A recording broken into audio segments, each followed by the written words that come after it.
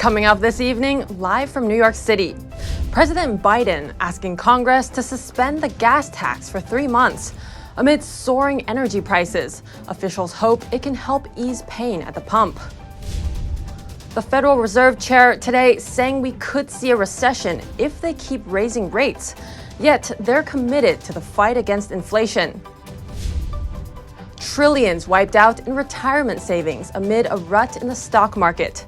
If you're losing money in your 401k retirement plan, we have some tips for you. That and much more coming up on NTD Business. Great to have you with us. Chenny Wu here for NTD Business. The White House has a plan to ease pain at the pump. For now, at least. First, President Biden is calling on Congress to suspend federal gasoline and diesel taxes for 3 months. Second, he's calling on states to lift their own taxes on gas and diesel. And third, he's telling oil refining companies to increase their capacity. By combining all three, if everyone agrees, that is, officials say it could reduce the price per gallon by $1. Here's Biden this afternoon. By suspending the 18-cent gas tax, federal gas tax, for the next 90 days, we can bring down the price of gas and give families just a little bit of relief. The White House estimates that pausing federal gas taxes would cost the Highway Trust Fund about $10 billion in tax revenue. Biden says with tax revenues up and the deficit down, the U.S. will still be able to fix highways and bring down gas prices. But financial news publisher Kiplinger says suspending federal gas taxes isn't worth it, and it wouldn't help the average American save much. According to its analysis, holidays for state gas taxes could have a greater impact. That's because almost all of them are higher than the federal gas tax. Back in 2008, John McCain and Hillary Clinton also pushed for a gas tax holiday. However, Barack Obama at the time criticized the idea, calling it a gimmick. We're arguing over a gimmick to save you half a tank of gas over the course of the entire summer so that everyone in Washington can pat themselves on the back and say that they did something. Well, let me tell you something. This isn't an idea designed to get you through the summer. It's an idea designed to get them through an election. For now, Biden's plan is still just an idea. It has to pass through Congress, which some say is unlikely. While Biden is trying to cut taxes to bring down what you pay for gas, some say the high prices themselves will reduce demand, which would in turn lower prices. So will we see some relief at the pump soon? NTD spoke with an energy analysis expert to get his take. I think we may be stuck in a period of elevated prices for potentially 12 to 24 months. For months, Americans have been paying record high gas prices, but the high prices haven't lowered demand for gasoline yet. Gasoline consumption is still very high. It's not at record levels, but it certainly is not far off of record levels, which is very surprising given that gas prices are still near record levels. Americans are consuming over 9 million barrels of gasoline per day. That's maybe 5 to 10% below where it might otherwise be. But still, given the strong economy, a very strong jobs market, low unemployment, and rising wages, Americans have proven resilient in the face of high gas prices. Dahan says gas prices could go up to $5.50 a gallon before demand starts tapering off. And you'd really start to see Americans driving less if we got to $6 a gallon, which is still a possibility that we could see the $6 a gallon mark later this year. If there are any hurricanes or refinery or oil production outages. But not every American can afford or is willing to pay high gas prices. Jessica Houston, a single mom with 2 kids, drives across the Twin Bridges from Evansville, Indiana to Henderson, Kentucky for cheaper gas. It truly is the money-saving bridge between any given day, 30 to 75 cents in difference a gallon of gas. It can make a $10 to $20 difference on filling up, for sure. No, I wouldn't go far to go to a store because it wouldn't be worth it. Dahan says Americans could get some relief with the Fed raising interest rates, and if Congress passes President Biden's federal gas tax suspension for 3 months.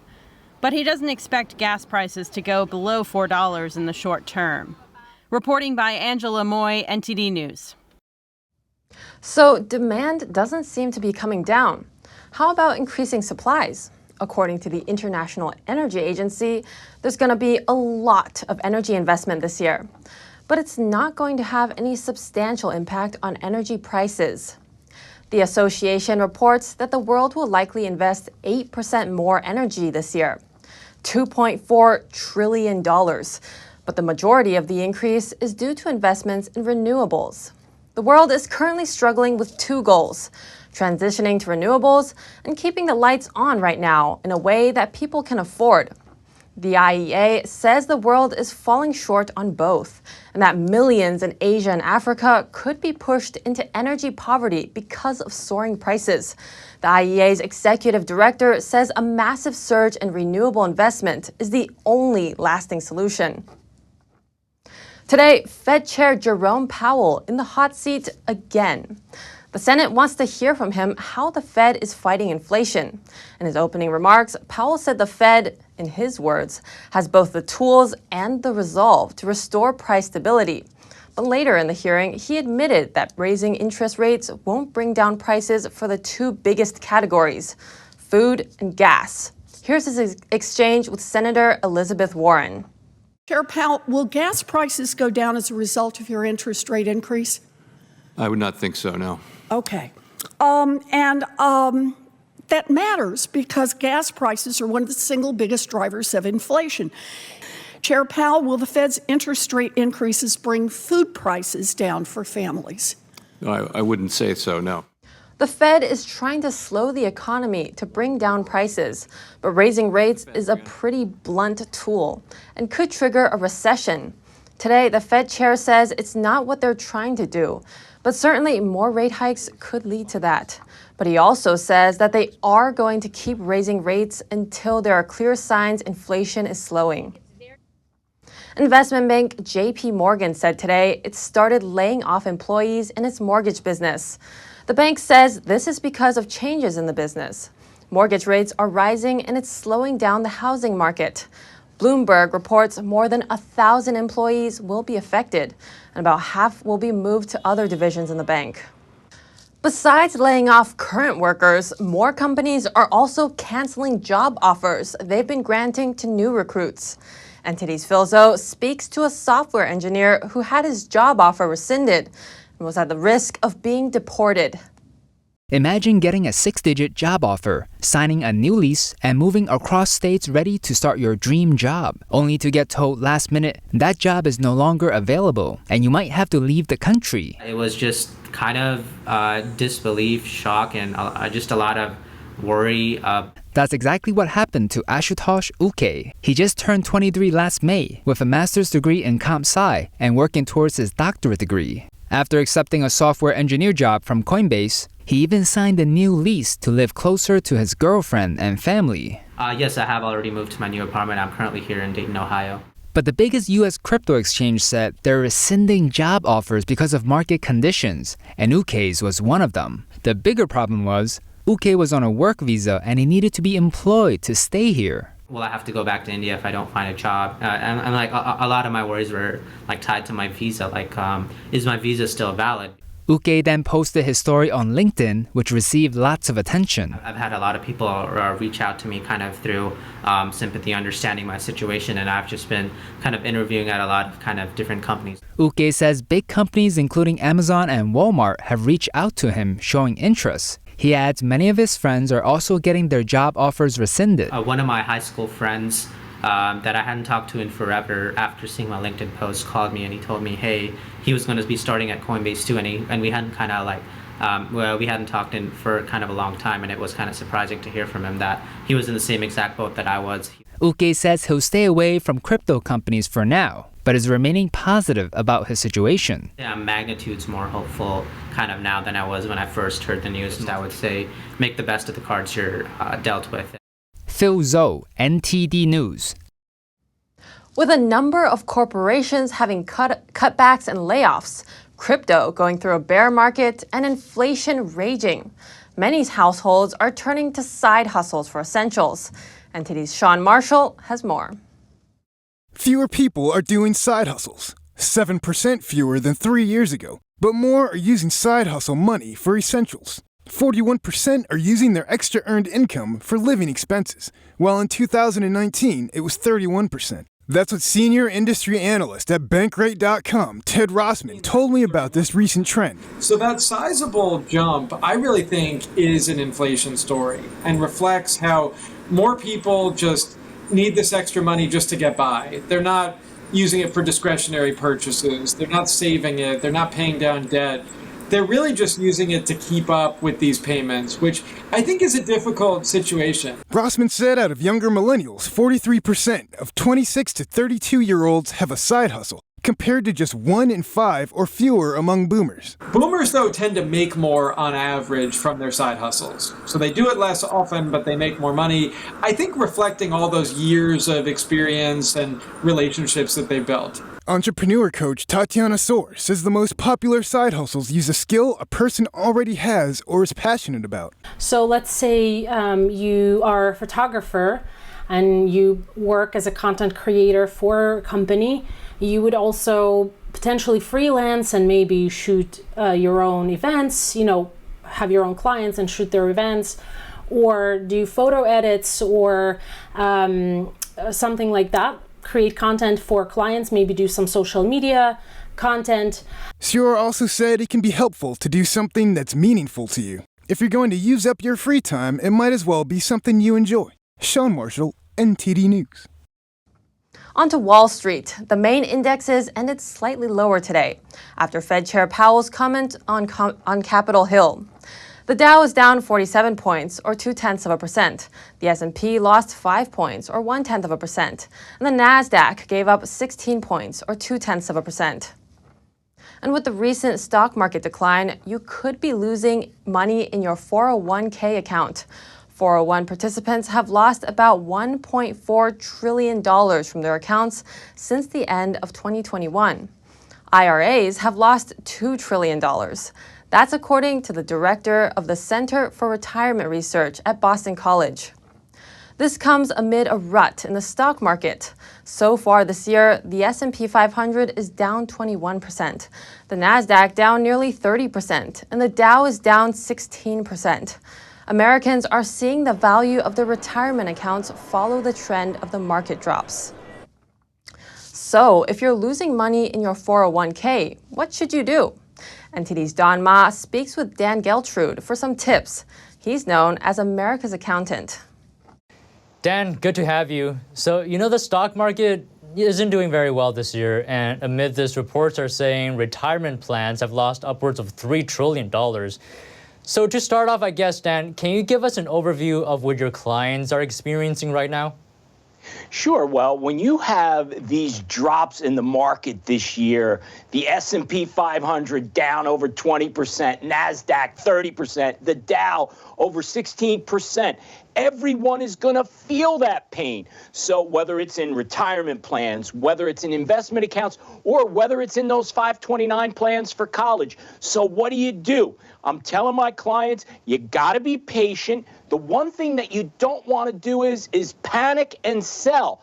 The whole concept of investing is buy low, sell high. Right now, you would be in the opposite position of where you may have bought high and sell low. So you got to stick with your investment strategy, and the market will come back over time. You have to play for the long game here. Well, what if some people say, I want to retire right now? How long would they have to wait until their money's back? Well, that's the problem, right? You never really know what exactly the market is going to do. For most people, you would think, all right, time is on my side, except for when you're in retirement or close to retirement. So those situations get really tough. You have to look at what your available investments are or cash that you have perhaps on the sideline and make use of that because, again, what you have in those investments accounts, which may be down right now, you don't want to sell those unless you absolutely have to live. Otherwise, you got to wait for it to come back. People see their money is gone. They're nervous, right? They don't know that their money is going to come back, let's say, in 1 or 2 years. Maybe they have to wait maybe 5 years, right? Well, it's certainly possible. But if we look back at the well, the crash back in 2008, right? Things were looking pretty grim back then, and a lot of people did panic, and they got out of their investments because they were trying to mitigate losses. Of course, over time, that ended up being the wrong move. So you never really know what the market is going to do, but history does show us if you can hang on, the market will come back. I mean, right now, the last couple of days, the market is up after taking a beating last week. I'm not saying that that's going to be the trajectory going forward every day, but certainly it is a chance for us to hope perhaps the worst is behind us. How much money are people losing? How serious is the situation? Well, it is a serious situation. And when you're talking about a 401k plan, of course, that's for retirement. So people who have time for retirement, whether it's 5 or 10 years or more, there is no reason to panic at this point because the funds in there, well, let them have a chance to come back. And again, you're not going to be in danger until you start to withdraw those monies in terms of liquidating those investments and taking the money out. Although there is no tax impact for doing that, the play in 401k, sit tight. Dan Geltrude, America's Accountant, Managing Director of Geltrude & Company. Appreciate you coming on. Thank you. Where's a good place to park your money, as the money we've saved so far is losing its value? Well, experts are recommending I-bonds, government bonds that are tied to inflation. NTD's Colin Fredrickson has more. U.S. government I-bonds were created to offer protection against high inflation. The interest rate is set according to the inflation rate, and it's currently at 9.62%. Not only are they a safe, guaranteed savings bond backed by the government, that they're also offering that high yield against inflation for as long as inflation is going to be high. Joseph Hogue is a financial expert on the Let's Talk Money YouTube channel. Hogue says the maximum a person can invest is $10,000, but there are ways around that. We've actually maxed out that $10,000 under my name, my wife's name, as well as our 2 kids, and under my own business as well. So that's $50,000. The interest rate adjusts every 6 months. So if inflation is higher 6 months after your purchase, your interest rate will be higher. If inflation goes down, then the rate also goes down. I've been very strongly advising clients for the past year to make sure that they put the maximum that they can into I-bonds. Stephen John Kaplan is the CEO of True Contrarian Investments. Kaplan says I-bonds aren't too well known because the government does a bad job of promoting its products. The bonds last 30 years, can be cashed out after 12 months, and require a minimum investment of $25. There's only one way to purchase I-bonds. Head over to treasurydirect.gov and hit open an account if you don't have one already. Colin Fredrickson, NTD News. Still to come, some Fedex drivers hitting the road with new delivery trucks from GM. Could be the future of FedEx vans. Entertainment venue Dave & Buster's offering the chance to win an overnight stay. For one night, it's turning an arcade into a B&B. That and more coming up on NTD Business.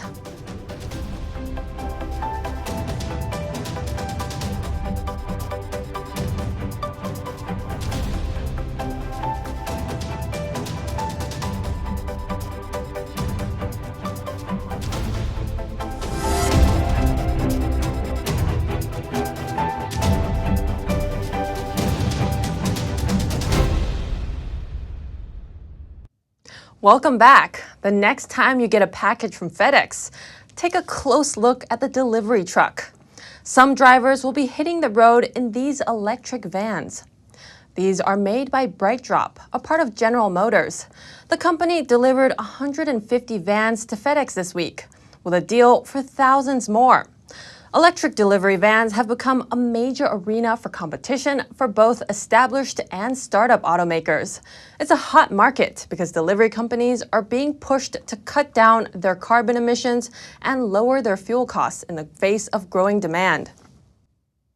4 words: Krispy Kreme ice cream. It's called Original Glazed Soft Serve Ice Cream, a new addition to Krispy Kreme's lineup. Made with whole milk and some of the same secret ingredients in the donuts themselves. You can eat it straight up in a cup or get it in a cone or a milkshake. And if you're feeling really indulgent, there are a variety of toppings to choose from, like dehydrated glazed donuts. For now, you can only order the ice cream in a few stores, but it'll soon roll out to the rest of them. A night in the great indoors. That's how restaurant and entertainment chain Dave & Buster's is plugging its summer promotional contest. The company is building a B&B inside its Miami location for a one-night-only event in July. The winning contestant and their friends will be treated to an overnight stay plus all the video games they can play. It includes airfare, a bartender, access to the whole menu, and full use of a game room. They're calling the promotion the D&B B&B. Quite a tongue twister there. Contestants have to enter short videos explaining why they think summer is better in the great indoors.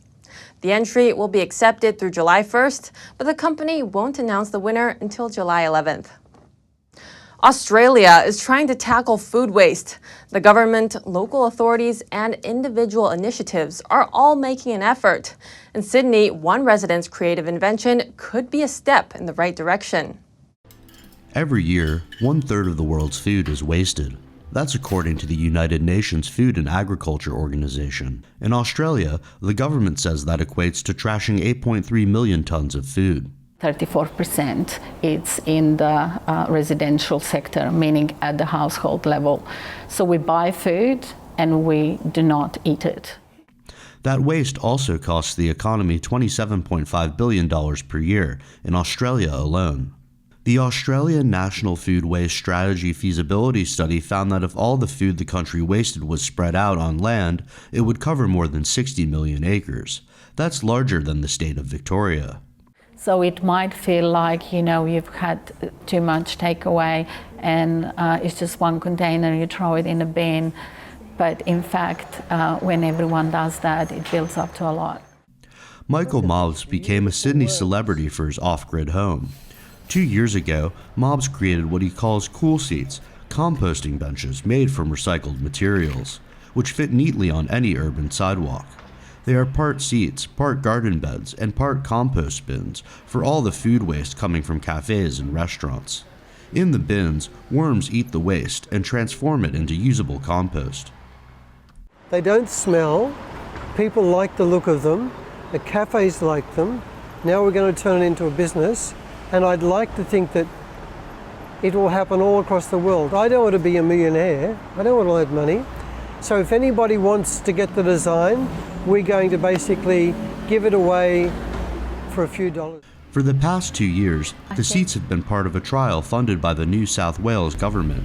At Cafe Julia, both the financial and environmental improvements are already showing.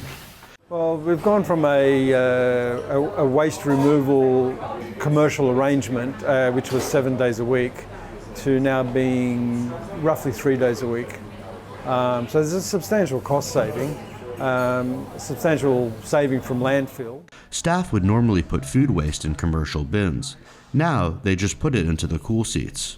The cafe uses old Hessian bags to insulate the compost bin, to provide darkness and moisture for the worms and bacteria. The bags eventually biodegrade, adding to compost, so there's no waste.